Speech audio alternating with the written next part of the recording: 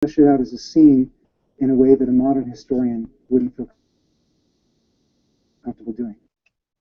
When ancient historians used we, they almost always meant, we or I, they almost always meant that they were present when they're describing it within the events of the narrative.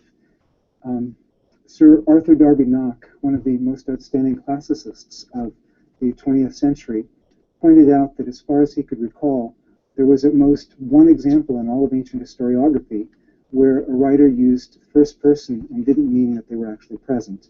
Now, of course, in novels and so on, you have that. But if it's a historical work, some people have said, well, he wasn't really there when he says we. It's just fictitious. If a person were going to make up their presence, you'd think they'd make it up at Jesus' resurrection or Pentecost or some major event like that. But Luke implies his presence only when he's traveling with Paul, only when he has to mention himself because he was there. Also, it's geographically isolated. That is, it's not everywhere, not even everywhere that Paul travels. But when Paul travels from Troas to Philippi in Acts chapter 16, at that point, it says we.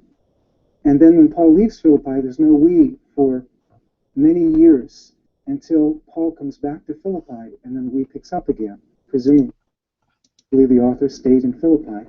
And then we continues through most of the rest of the book of Acts. The final quarter of Acts deals especially with Paul in Roman custody, and Luke was apparently with him during that time. That is a period of at least 2 years. So it gives considerable time for Luke to, and part of it was in Judea, so it gives Luke considerable time to interview eyewitnesses, as he mentions in Luke chapter 1, and considerable time to have talked with Paul and learned about events and experiences that actually preceded even the time that Luke was with him.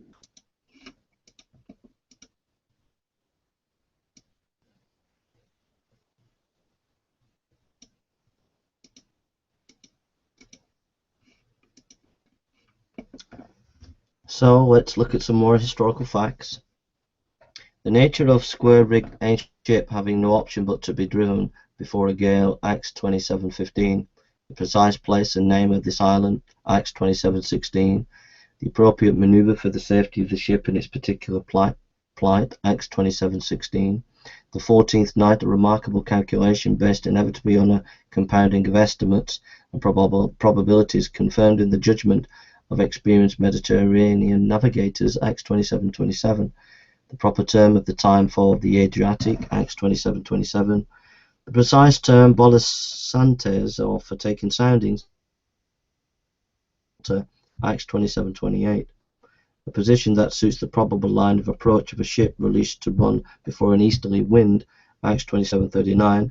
The severe liability on guards who permitted a prisoner to escape, Acts 27:42. The local people and superstition of the day, Acts 28:40, verse 4-6.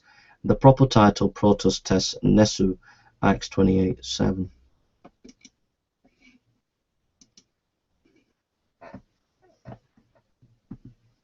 That is precisely the major objection that people have raised against Luke really being a traveling companion and against taking we the way we would take it everywhere else in ancient historiography. People say, well, he thinks differently.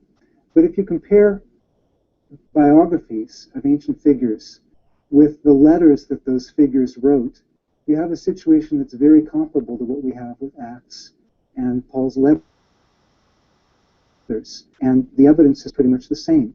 People wrote from their own perspectives that could be different from this person's perspective, but it still can include a great deal of accurate information. The differences exist, but they're often exaggerated. One of the major differences that people argue between Paul and his letters and the book of Acts is that Acts presents Paul much more favorably towards the law.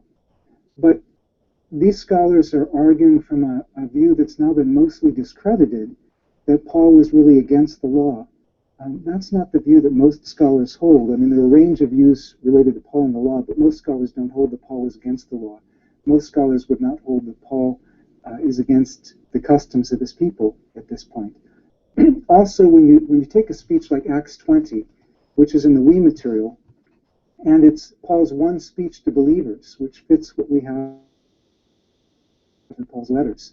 There we find considerable correspondences, often even in particular language, even though ancient historians didn't have to get the language just exactly verbatim. That wasn't expected in ancient speeches because you didn't have tape recorders. But sometimes even the language is very similar to Paul's letters. There are differences, but the differences are what we would expect because nobody is saying that Paul wrote the book of Acts. As I mentioned earlier, so we're coming to the last bit of this.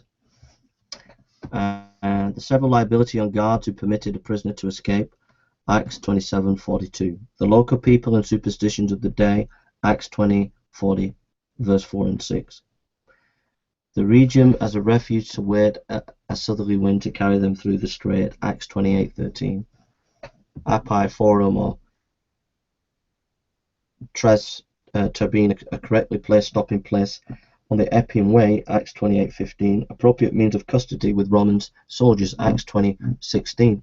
The conditions of imprisonment, living at his own expense, Acts 28:30-31. Now, all the references to the book of Acts there, all the information that I've just mentioned you, have all been verified either by reading ancient text or by archaeology. So when the book of Acts, all those biblical references that I've made of the book of Acts have been verified by historians today.